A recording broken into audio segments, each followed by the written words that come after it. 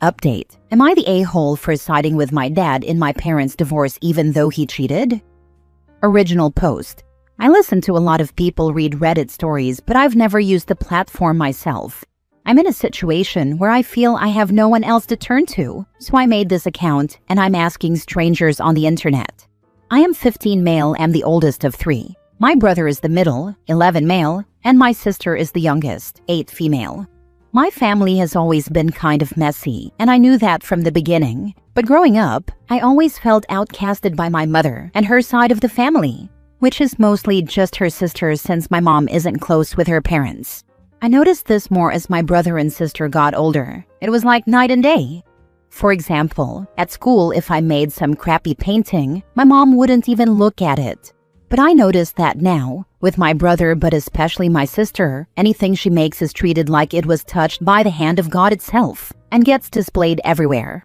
My aunt, my mom's sister, would never ask how my day was or talk to me much. If I wanted to tell her something, she didn't care. But with my brother and sister, she's the warmest person. So nice, so kind, so much fun. But she was never like that with me.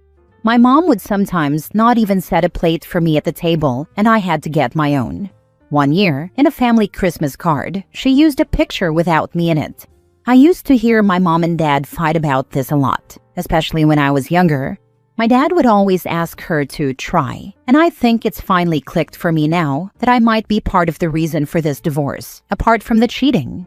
My dad and his family were the opposite. They loved me, and I have a great relationship with my father. He's the best dad ever. A few days before my parents told us about the divorce, I got in a huge fight with my mom, and kinda my dad, but he was just there, over unrelated things. During that fight, I asked her why she didn't love me, and I think, in a moment of anger, she admitted she didn't want me and that I was a failed abortion. I don't quite know what went wrong, but in my state, abortions aren't legal, so I guess it was her being young and not having proper access or something. At that moment, my dad basically exploded on her and sent me to bed. I think I shut down after this. I just remember crying in my bed that night. I knew I was a teen pregnancy, but I thought my mom and dad pushed through that. I thought that even though I was a teen pregnancy, they still loved me and worked hard to pass high school and take care of me.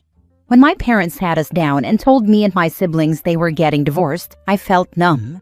My siblings were distraught, but I still felt numb even now. My aunt was there and told us to get ready to leave because we were going to stay with my mom for a while. In that moment, I got really upset because I did not want to go live with a woman who wanted to have me aborted, then treated me like crap throughout my life and clearly did not love me. I didn't mention the abortion part initially. So I told my aunt, mom, and dad that I didn't want to leave the house I grew up in to go stay at my aunt's house with my mom. My mother just looked sad, but I walked out of the kitchen to my bedroom to be alone. My aunt followed me and wanted to talk to me. She seemed very upset and said that my siblings look up to me. True, I'm basically a third parent to them, and that I need to be there for my mother in this hard time. I told her something like, I don't want to be there for that bitch, and my aunt got really mad. She told me I didn't understand, and that my dad cheated and I should support my mom. That's how I learned he cheated. In that moment, I honestly didn't care that he cheated. Looking back, I do think it was awful that my dad cheated on my mom. I got really mad and brought up the abortion and asked her why I should support someone who doesn't love me and didn't want me. I brought up all the things throughout my life that felt big to me. My aunt basically told me it was a complicated situation when it came to me and that I couldn't resent my mother for it. At this point, my parents came in because we were yelling. After they got her to leave, I was left alone in my room. It's been a few weeks since then, and I'm staying with my dad. My mother wants to talk to me, but I don't. I feel especially pathetic regarding my siblings. I feel like I've failed them. They really look up to me, and I'm not with them to help them through this hard time. I've basically abandoned them. I feel pathetic crying about all this when I should be proactive, calling and texting my siblings constantly. But instead, I just sit there and cry. My sister also overheard my fight with my aunt, and being 8, she didn't understand half of what we fought about. She looked it up and now thinks my mother tried to kill me. She won't accept any explanation my mom and aunt give her. My sister is distraught and thinks our mother hates me and is trying to separate us. My brother and I haven't really talked, but I think he's taking it the best out of all of us. According to my dad, my mom and aunt want to explain things to my sister, that she did not try to kill me and that my mom does not hate me. My dad does not want me to hate my mom. He wants me to talk to her because he wants me to have a relationship with her. As for how I feel about it, I don't know how I feel about the abortion stuff. I don't see it as her trying to kill me exactly. I do understand it was a teen pregnancy and a complicated situation. I think I care more that she'd treated me so terribly growing up. Looking back on everything, I don't think I can hate her for the attempted abortion.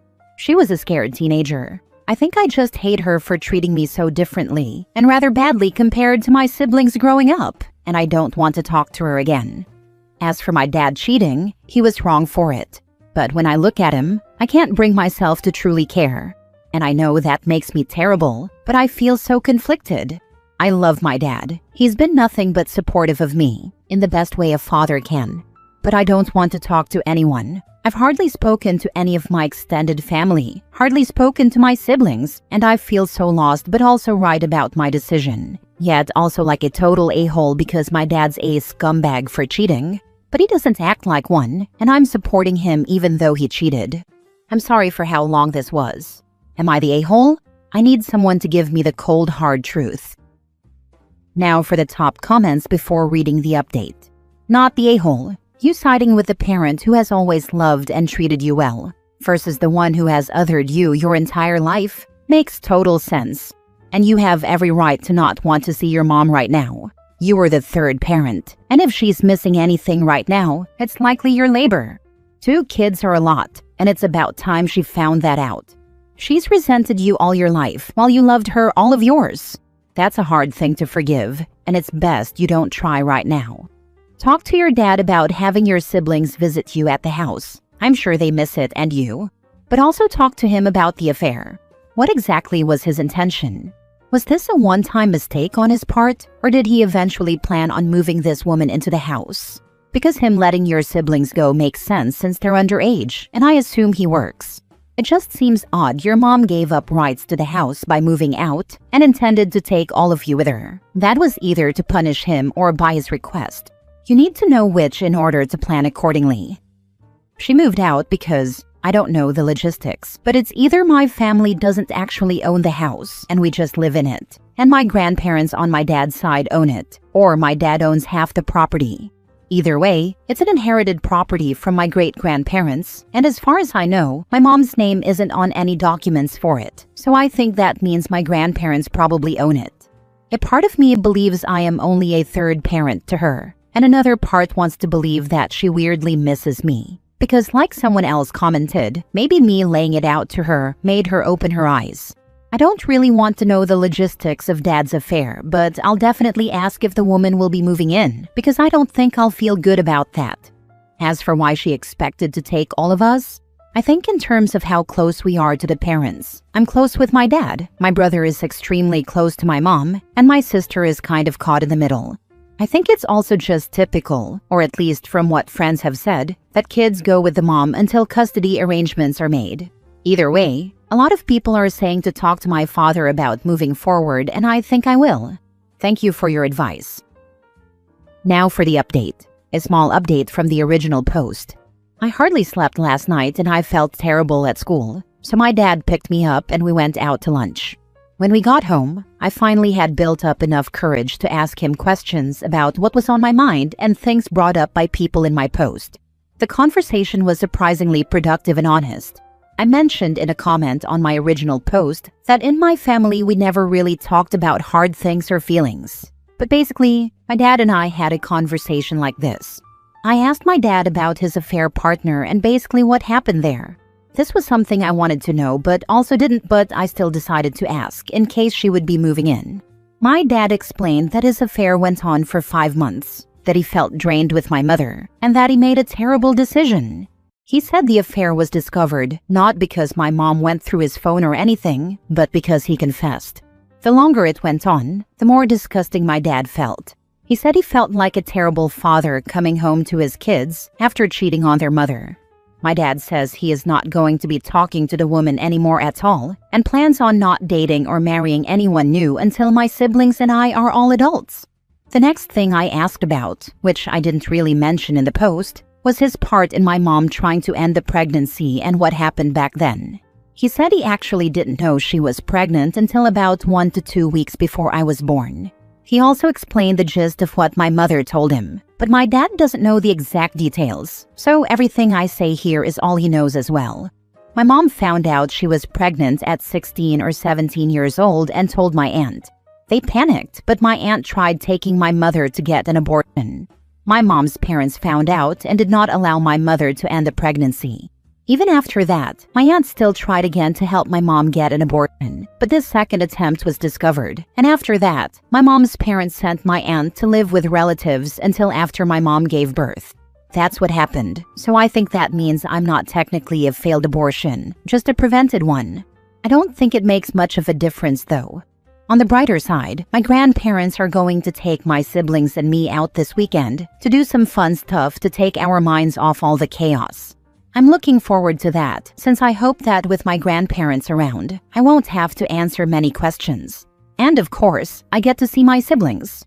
I am also feeling better. Writing my feelings out, even if it was for strangers on Reddit, helped.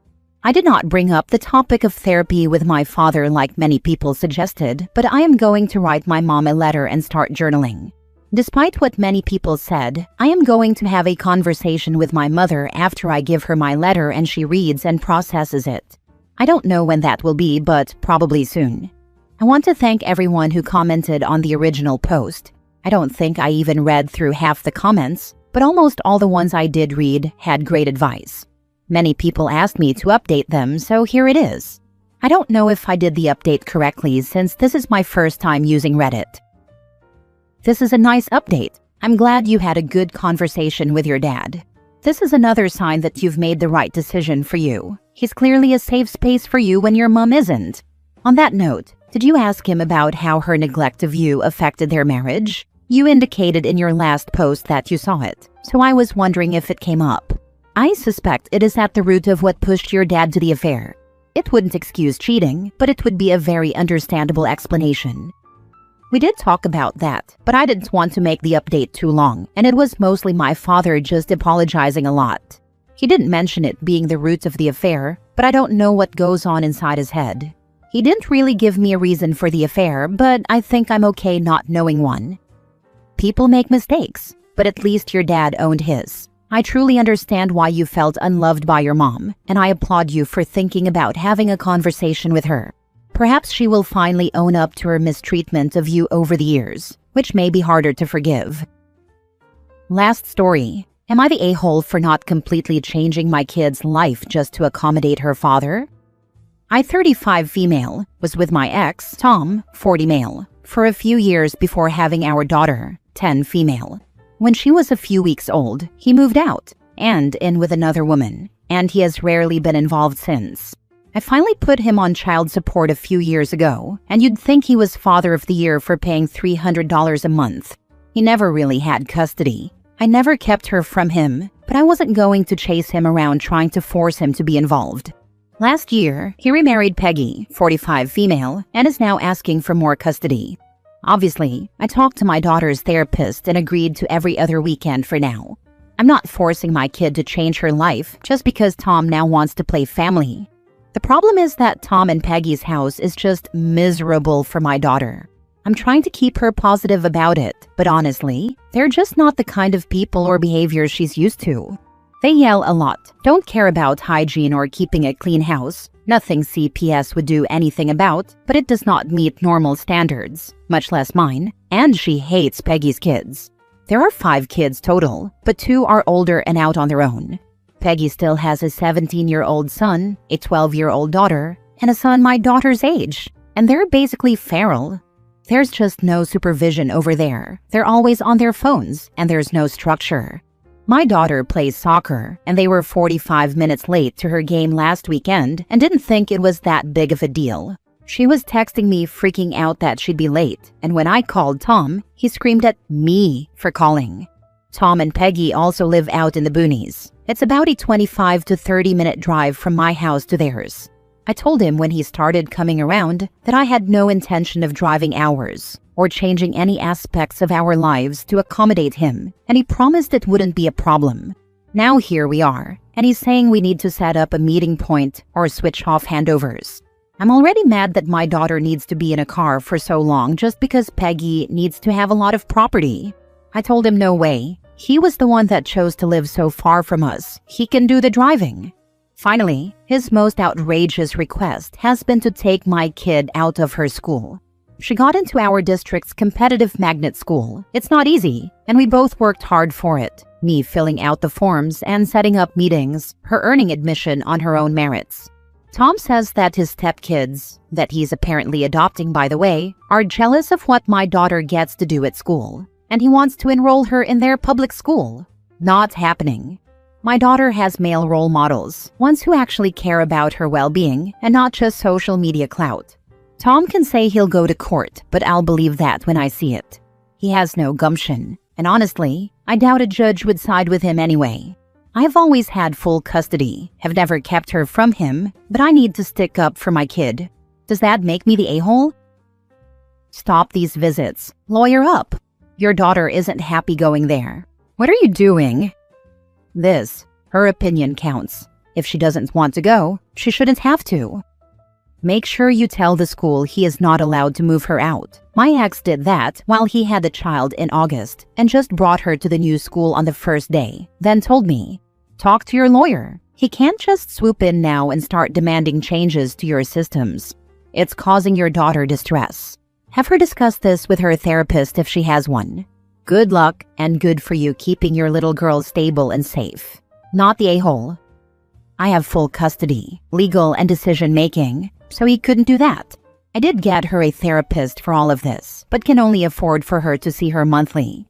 Tom said he'd help pay, but now refuses.